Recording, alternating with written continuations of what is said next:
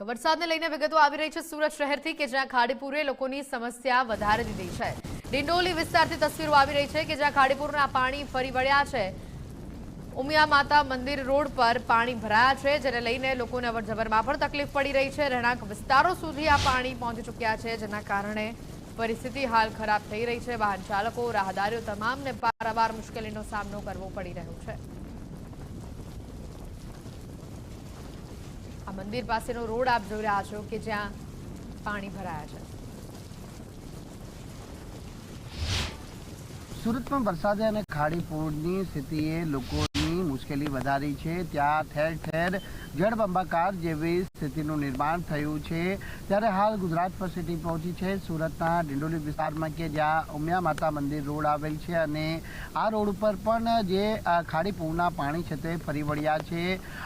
જે પ્રમાણે ઉપરવાસમાં સતત વરસાદ પડી રહ્યો છે અને તેના કારણે ખાડીઓમાં જળસ્તરમાં છે તે સતત વધારો થઈ રહ્યો છે અને તેને લઈને શહેરની મુખ્ય જે ભેદવાડ ખાડી અને સીમાડા ખાડીના પાણી છે તે હાલ રહેણાંક અને કોમર્શિયલ વિસ્તારોની અંદર ફરી વળ્યા છે। ત્યારે ડિંડોલી વિસ્તારમાં પણ અલગ અલગ જે સ્થળો ઉપર જે મુખ્ય માર્ગો હોય કે પછી રહેણાંક વિસ્તારોની અંદર ખાડીપુરના પાણી છે તે આ પ્રમાણે ફરી વળ્યા છે।